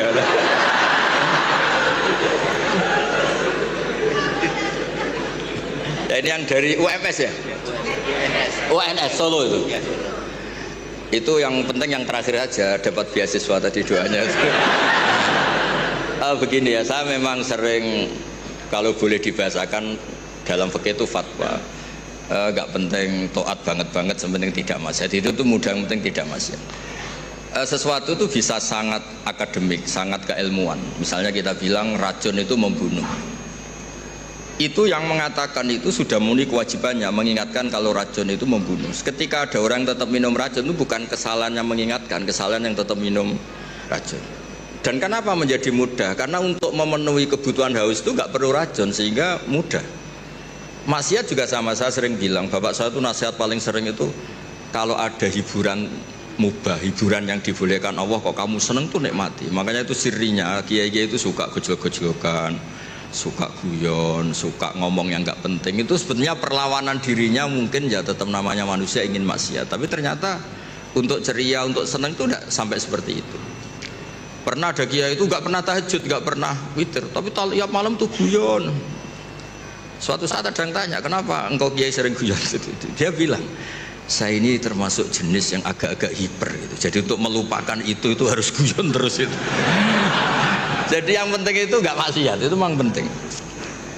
Nah nanti kalau makom itu dinaikkan lagi, wa qurratu aini fi sholat, memang hiburannya itu sholat. Makanya Nabi itu, Aisyah itu cantik, Sayyidah Aisyah itu cantik, dan kalau tidur itu sengaja ditelentang di depan Nabi. Perlu dicatat, Aisyah itu perawan dan cantik. Itu Nabi tetap sholat. Kenangannya Sayyidah Aisyah, kalau sujud kaki saya tak tekuk, tapi kalau beliau berdiri tak solorkan lagi, tetap saja sholat. Malah beliau pamit, dari ini ata'abbadu li Rabbi, saya pamit ya maklumi, saya ini baru asik dengan Allah. Ini pasti hadirin nggak terima semua, wah itu nggak bisa Gus, berat itu. Kalau menurut saya Anda lebih bisa, karena istri kamu pasti nggak mau. Jadi nggak mau. Itu pernah ada hadis, ini betul, ini hadis sahih. Suatu saat Nabi itu sudah sholat di majelis, sudah mau takbir, ingat belum mandi junub. Ini kan kulil haqqo ya. Terus Nabi pulang terus mandi junub, terus bilang saya lupa nggak mandi junub, makanya saya pulang mandi junub terus sholat. Ada yang tanya, Gus, masa Nabi gitu? Ya kan ngumpuli istri itu kan halal, kenapa ada janggal? Masalahnya Gus, kita kiai Indonesia tidak akan ngalami itu, kata karena maunya itu jarang. Artinya gini, guyonan-guyonan taat, guyonan-guyonan mubah itu bikin setan itu putus asa. Makanya resepnya Allah itu qul bi fadlillah wa bi rahmati fa bidzalika falyafrahu. Coba ini majelis yang hadir banyak. Padahal di sini nggak ada orang buka aurat, nggak ada yang jorok-jorok. Karena sebetulnya kita ini baik, kita ini menang. Saya yakin setan hari ini mungkin stroke, mungkin baru periksa, mungkin baru di ICU itu. Karena ya tadi, kok bisa kebaikan? Jadi Anda kalau ingin melihat di Quran itu ada ayat inna kaida syaitani kana dhaifa. Setan itu sebenarnya lemah. Kalau setan sukses berarti gak ada orang ngaji, gak ada orang sujud, gak ada orang bersedekah, gak ada orang puasa. Ternyata tambah hari tambah banyak. Bahkan lembaga keislaman itu diuniversitaskan jadi Universitas Islam Indonesia itu tadi. Yang dikomplain katanya mahal tadi itu terus rektornya nggak terima. Itu yang lain harus terima, kan nggak punya kepentingan menjawab. Yang punya kepentingan kan rektor. Jadi nggak terima kalau solehnya nggak diungkapkan tadi. Berapa yang beasiswa?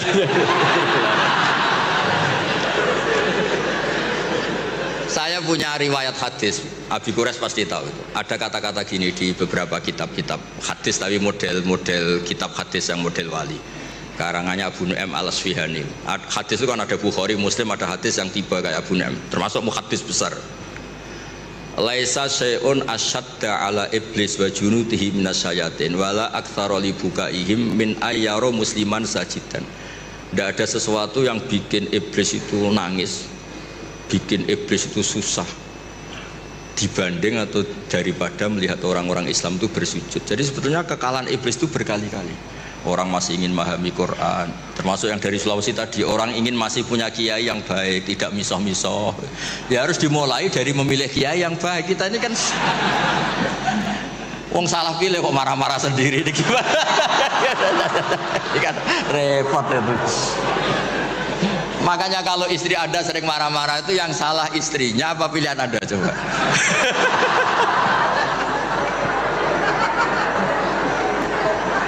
Gimana itu jawabnya?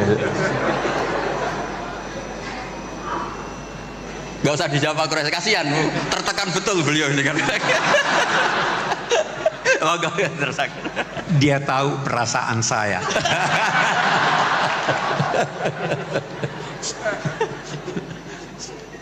Sudah terjawab semuanya, apalagi yang mau dijawab.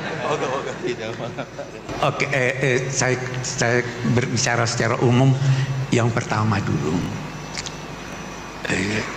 agama ini intinya adalah akhlak. Itu Nabi diutus untuk menyempurnakan akhlak. Akhlak terhadap Tuhan, akhlak terhadap manusia, akhlak terhadap binatang, akhlak terhadap air. Saya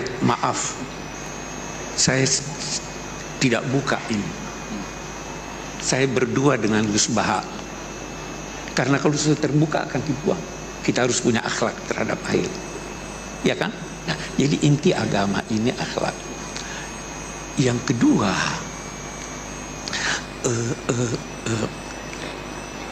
jangan pernah maki. Jelas Al-Quran, wala tasubbul ladzina yad'una min dunillah fayasubbullaha adwan bighairi. Jangan maki. Itu satu. Jadi kalau memang dia ustadz atau kiai, dia tidak bakal mati. Tuh yang kedua. Tadi salah pilih. Iya. Jadi artinya, yang ketiga yang saya ingin katakan, jangan karena berbeda lantas saling menghujat. Bisa jadi perbedaan itu memang dikehendaki Tuhan. Ada perbedaan yang dikehendaki Tuhan. Apa itu? Walau sya'allahu la ja'alakum ummatan wahid. Kalau Tuhan mau semuanya. Tuhan memang mau kita berbeda. Karena kita tidak bisa hidup tanpa berbeda. Nah, Quran mau kita berbeda. Salah satu sebab perbedaan adalah Quran. Karena penafsirannya bisa berbeda. Saya beri contoh. Wudhu disuruh basuh kepala. Iya. Apa itu kepala? Apa itu kepala? Sudah beda-beda. Sedikit. Oke. Kita baca itu ayat. Hendaklah mereka menggunakan tutup kepala mereka untuk menutup dadanya. Yang disuruh di sini menutup dada menggunakan tutup kepala, atau yang disuruh adalah menutup kepala dan dada? Sudah beda, ya kan? Tutuplah gelas itu pakai buku ini. Buku bukan buat penutup, tetapi gunakan itu. Itu sudah itu yang menjadikan orang beda nanti. Ya toh? Dulu kiai-kiai kita itu kan kelihatan rambutnya. Karena dia fahami kepala bukan semua kepala. Jadi bisa beda. Jangan kita toleransi. Sedangkan yang terhadap non-muslim kita toleransi. Toleransinya itu jauh lebih hebat dari toleransi yang biasa kita dengarkan. Kalau beda pendapat, yang biasa kita dengarkan apa? Pendapat Anda salah, tapi boleh jadi benar. Pendapat saya benar, tapi boleh. Yang diajarkan Al-Quran lebih dari itu. Apa diajarkan? Qul inna au iyyakum la ala hudan au fi dhalalin mubin. Qul la tus'aluna amma ajramna wa la nus'alu. Boleh jadi saya yang salah, boleh jadi kamu yang benar, boleh jadi kamu yang salah, boleh jadi saya yang benar. Kita serahkan pada Tuhan. Ini tidak ada pertengkaran. Kalian tidak akan diminta mempertanggungjawabkan dosa-dosa kami. Kita akui kita punya dosa, tapi kalian tidak bertanggung jawab. Kami pun tidak diminta mempertanggungjawabkan apa yang kamu lakukan. Kita tidak tuduh dia dosa. Itu akhlak. Itu yang hilang dari kita. Hilang dari kita. Saya boleh promosi buku. Saya punya buku namanya Yang Hilang dari Kita. Ya itu kan. Terima kasih Gus Bahak dan Prof. Quraisy. Kita buka satu sesi lagi untuk 2 pertanyaan. Yang biru ya, 1. Terus kemudian yang perempuan, yang jauh ya, ntar. Ya. Oke, yang pakai jilbab biru muda ya. Oke. Baik, silakan yang pakai batik biru 2 saja ya. Silakan singkat, padat, nama dan asal ya. Cek. Bismillahirrahmanirrahim. Assalamualaikum warahmatullahi wabarakatuh. Waalaikumsalam warahmatullahi wabarakatuh. Perkenalkan, nama saya Faisal Hanif dari Arsitektur 2023. Hanif ya. Ya. Nah, saya dari santri Pusat Studi Quran, Tafsir Quran dan Hadis juga. Yang itu kan Ustadz Fajar. Nah, saya ada pertanyaan yang ini mungkin cukup keresahan saya sebagai mahasiswa UI yang juga memiliki keresahan tentang tantangan zaman yang ada di kamus UI yang saya lihat problemnya. Nah, Muslim ritual itu, tetapi cara putus-putus ya. Ada mikrofon lain nggak ya? Cek.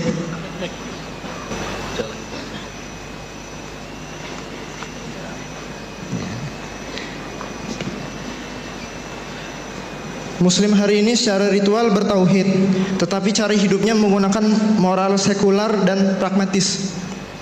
Khususnya di kampus saya tercinta ini, terkadang hal ini juga mungkin secara tidak sengaja dipromosikan oleh guru-guru kami yang juga diaminkan oleh mahasiswa. Nah, saya takut bila saja UI itu hanya menjadikan Islam sebatas nama saja.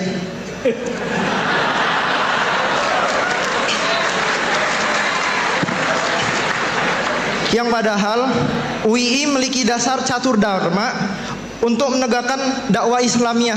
Jadi kayak punya dasar yang kuat untuk menegakkan moral Islam gitu. Nah, apakah panjenengan melihat adanya cara menjembatani antara tradisi modernitas, logika dan visi Quran gitu? Karena ya yang saya cukup resahkan ya di kamus ini, kamus Islam, tapi cukup banyak tantangan moral yang ini tuh bukan Islam gitu. Jadi begitu. Terima kasih. Rektor ya, jauh rektor. Baik, terima kasih Mas Hanif ya. Satu lagi ya Gus Bah ya, sama Prof. Quraisy ya, sana. Bismillahirrahmanirrahim. Assalamualaikum warahmatullahi wabarakatuh. Waalaikumsalam warahmatullahi wabarakatuh. Perkenalkan, nama saya Kusmiatin dari pelosok desa Kabupaten Trenggalek, Jawa Timur.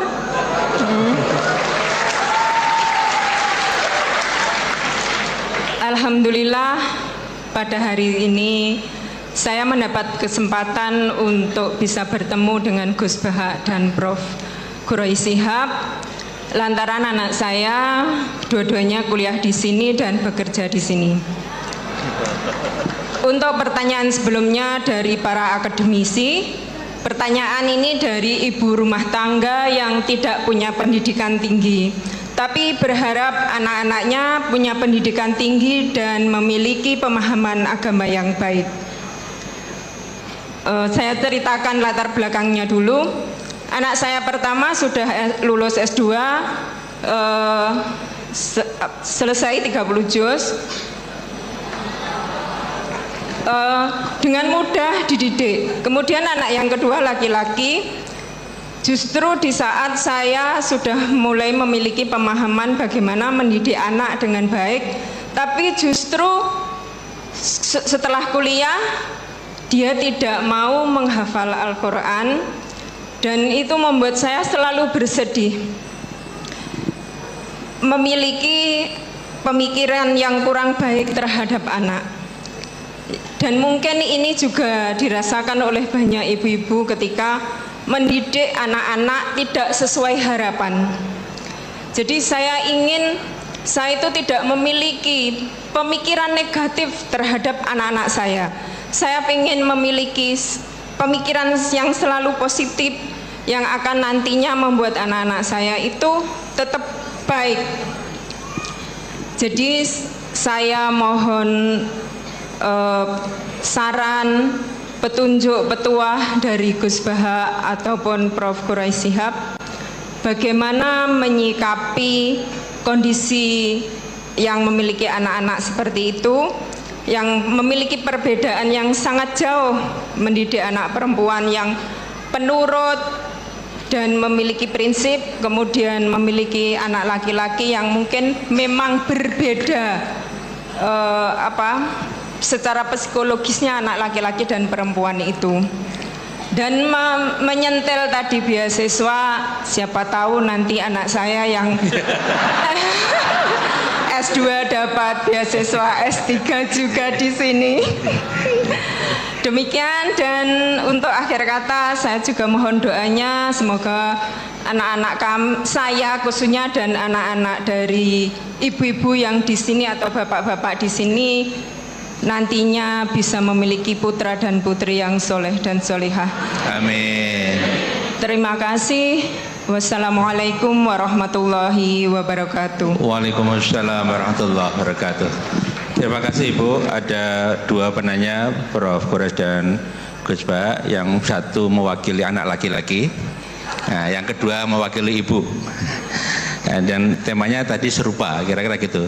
Yang pertama tadi refleksi atas keadaan yang terjadi di kampus kami, ya. Ini viral loh. Kemudian yang kedua, ini bagaimana menyikapi dalam mendidik anak kok beda-beda gitu Bu ya. Ya. Kan yang perempuan tadi cenderung nurut, yang laki-laki tadi masalahnya itu tidak lagi mau menghafal Al-Quran, kelihatannya gitu yang disampaikan oleh Ibu. Ya, monggo Gus Baha dan Mbak Quraisy. Tadi yang dari UII tadi yang ngeluhkan perilaku anak-anak UI, tapi gak rektornya tuh yang dimaksud.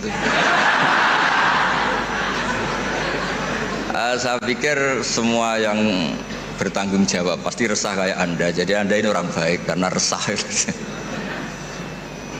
Jadi ada cerita, ini faktual tapi ideal itu memang nggak pernah ada. Dulu di era Nabi tanpa ngurangi hormat tuh ada sahabat itu unik.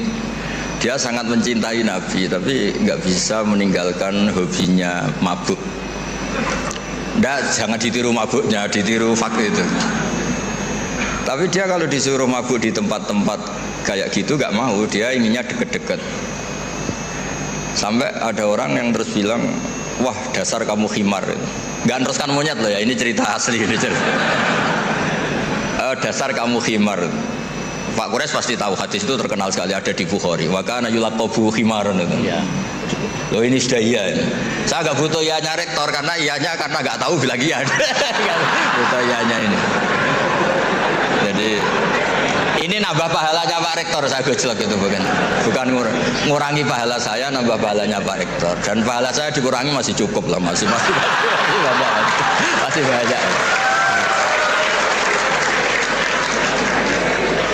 Sampai para sahabat bilang ma'aktsara ma'utiya. Maksudnya kamu sering dikasih sanksi, dikasih apa, masih tetap gitu. Sampai beberapa sahabat gak kuat terus melaknat dia. Terus Nabi ngendikan la tal'anuhu fa inni wallahi la ara illa annahu ahabba wa rasulah. Ada yang riwayat illa annahu yuhibbu wa rasulah. Saya kecewa tapi jangan kamu laknati, saya masih melihat dia mencintai Allah dan Rasul. Terus di komentar Ihya, kitab Ihya bilang falam yukhrij Rasulullah bil maksiyah anil mahabbah. Itu saya hafalkan betul hadis itu. Nabi tidak mengeluarkan dia dari status mahabbah, mencintai kebenaran meskipun dia masih salah. Jadi di antara kebaikan agama ini memang selalu berharap. Mungkin anak-anak kita sekarang nakal, nanti ndak. Ini sekaligus jawab ibu-ibu tadi. Kalau ada gugat anak-anak, terus mereka gugat, gimana kok saya ditakdir punya ibu ini, juga repot. Jadi repot juga kan. Jadi kadang-kadang orang itu senangani gugat anak. Kalau anak kita gugat orang lain punya ibu menteri, punya ibu dosen, saya kok punya ibu gini, ya repot juga kan. Jadi makanya dikurangi lah ngomplain-ngomplain anak. Kalau kita dikomplain balik juga repot. Jadi artinya ya hidup itu memang nggak pernah ideal, meskipun itu di zaman Nabi. Makanya kata ulama yang ideal itu nabinya. Kalau zaman mulai dulu ya sama, di Mekah dimusuhi kafir Mekah, di Madinah dimusuhi orang munafik. Ya tetap saja ada saja yang namanya problem. Karena dunia ini liyabluwakum ayyukum ahsanu amala. Saya sering cerita di mana-mana dan ini nyata, ada kiai yang sangat khusyuknya itu nggak pernah mau punya penanya atau santri cantik. Kalau ada orang cantik nggak mau nerima, kalau orang jelek itu mau dia. Tak tanya kenapa? Wah, kalau saya cantik, saya takut syahwat, takut birahi. Kalau jelek merongos kan enggak. Terus saya bilang ini dasar kiai amatir, kata saya. Kenapa kok amatir, Gus? Kalau melihat perempuan cantik itu dosa karena birahi, menghina perempuan jelek itu ya dosa karena menghina. Sama-sama dosa. Ada juga kiai itu yang berteman terus sama orang kecil, takutnya kalau berteman orang kaya itu tamak. Ternyata apa? Gara-gara berteman orang kecil mainnya suruh saja, nyuruh-nyuruh terus. Akhirnya dosa kamu istibat, menghambakan orang lain, memperbudak orang lain. Jadi sama, sebenarnya problem semua. Makanya ini cerita Pak, ini mumpung ada Bu Ova Putri Pak Zeni. Saya itu kalau berteman, kalau nggak ditakdir Allah nggak mau.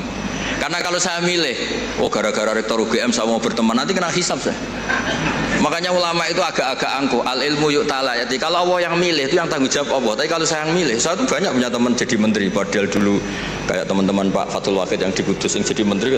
Tapi saya nggak pernah mau. Alasan saya tadi, kalau saya yang ikhtiar nanti tanggung jawabnya ke saya. Tapi kalau Allah yang menentukan, tanggung jawabnya di Allah Subhanahu wa Ta'ala. Makanya dalam ilmu tasawuf ada kata-kata kun muradan wala takun muridan. Karena sekali kita yang berikhtiar, kita yang disuruh tanggung jawab. Ya, jadi untuk ngelola anak, ngelola istri atau ngelola suami sama itu tetap inna min azwajikum wa auladikum aduwwal lakum. Ada sisi mungkin kita nganggap anak, suami atau istri itu problem, tapi kata Allah wa in ta'fu wa tasfahu. Kalau kamu anggap legowo dengan fakta-fakta yang kita, karena kalau kita tidak legowo itu zaman Nabi itu ya ada sahabat yang enggak tadi sampai wa kana yulaqabu khimar. Itu redaksinya sampai gitu. Dulu sahabat antara Ali dan Muawiyah atau Sayyidina Ali dan Sayyidina Muawiyah itu ya perang, konflik.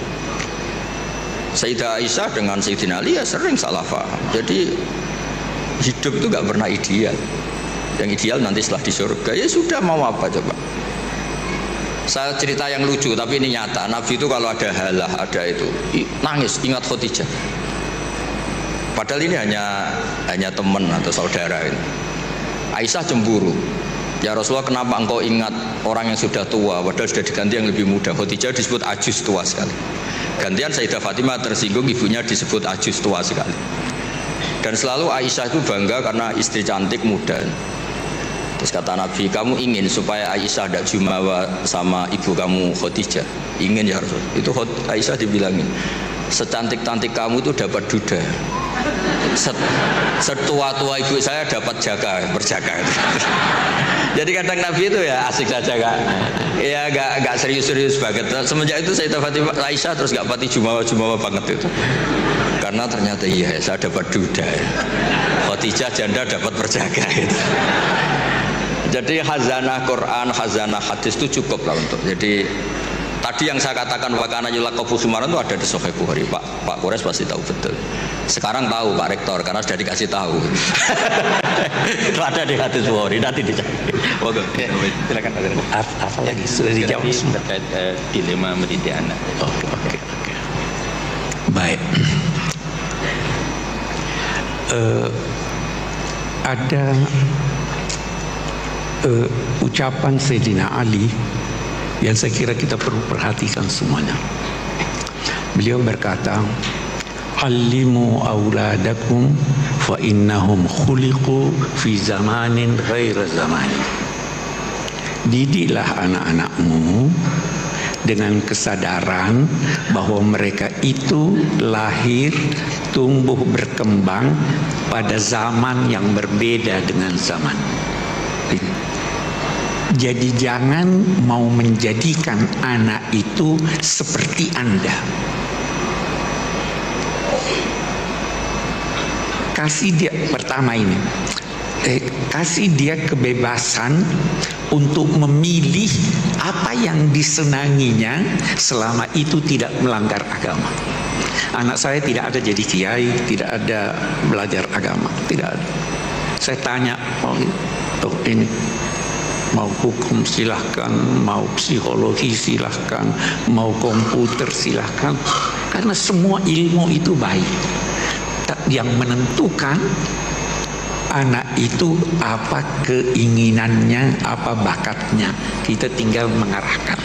Yang kedua, Bu, jangan bedakan antara anak lelaki dan anak perempuan. Oh, perempuan itu tugasnya di dapur, anak boleh pergi. Oh, kamu tidak boleh keluar, kamu perempuan. Laki-laki, oh silakan. Jangan, tolong ukurnya itu agama. Tolong.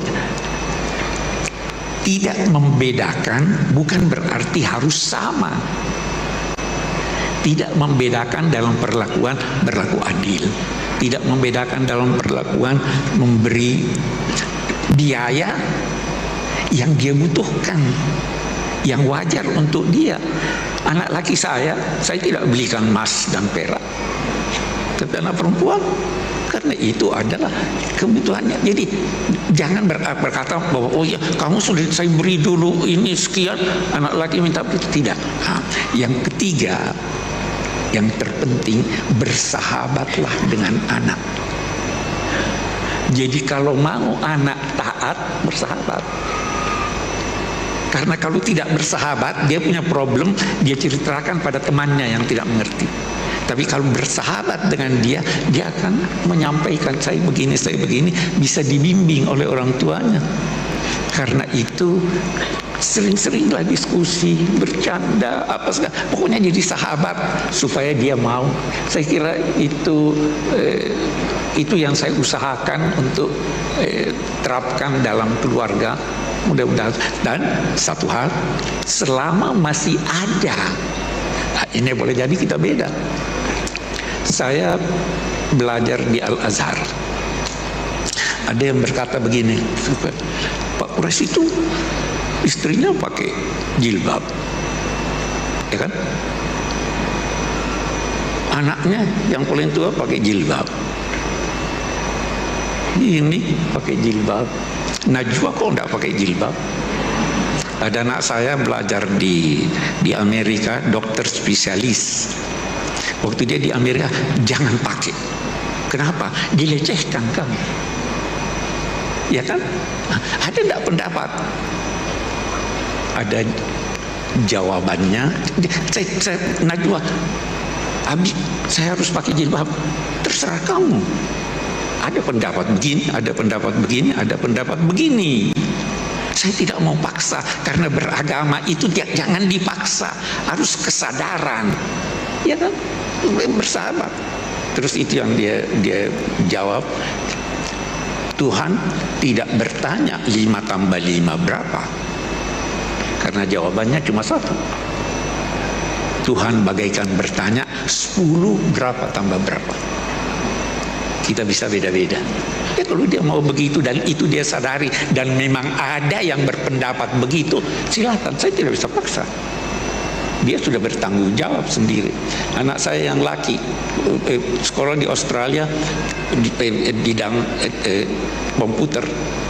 Setelah selesai, saya masih ingin dia lanjut, tapi dia sudah tidak mau lanjut. Saya mau berbisnis, sudah mau ini, ya silahkan. Jadi jangan paksa anak, tetapi kalau mau sadarkan dia sehingga dia, nah kenapa dia sadar? Karena dia bersahabat dengan Anda, karena Anda bersahabat dengan dia. Saya kira itu kunci yang saya bisa beri sebagai jawaban. Terima kasih. Terima kasih Gus Baha dan Prof. Kures. Baik, terakhir ini saya ingin bertanya Gus, yang terkait dengan yang tadi Mas Hanif tadi, boleh? Jadi kadang kawan-kawan, ya kawan-kawan dosen itu kan kadang sampai pada kondisi tertentu, kok masih ada mahasiswa yang gini ya, kira-kira gitu. Kemudian saya jawab gini, wong sudah diminta pesanternisasi, ada pelatihan macam-macam, masih ada yang kelewat, apalagi tidak gitu loh. Supaya teman-teman itu tidak merasa tidak bermakna, tidak bermanfaat. Kita sudah ada pendidikan pendalaman nilai dasar Al-Quran, ada latihan kepemimpinan, latihan macam-macam, tapi kok masih ada yang belum bagus. Nah, supaya teman-teman itu tetap bombong. Kalau saya langsung, kita yang salah kan jadi masalah. Nah, menurut Gus Bak sama Pak Kures bagaimana? Pertanyaannya seperti itu. Curhatnya diterima gitu. Oke, curhatnya diterima Ibu Bapak. Terima kasih. Baik Bapak, alhamdulillah kita selama 2 jam, hampir 2 jam udah ngaji bersama. Banyak hal yang kita dapatkan dan terlalu banyak kalau disimpulkan. Jadi mulai dari bagaimana, intinya kalau saya simpulkan itu bagaimana kita beragama dengan asik, nah, dengan bahagia, menjalankan yang fardu ain, kemudian menjaga keseimbangan. Terakhir tadi terkait dengan bagaimana mendidik anak, itu tadi bahwa anak kita diciptakan bukan untuk zaman kita, tapi untuk zaman mereka masing-masing. Bapak, terima kasih untuk perhatiannya, terima kasih untuk kebersamaannya.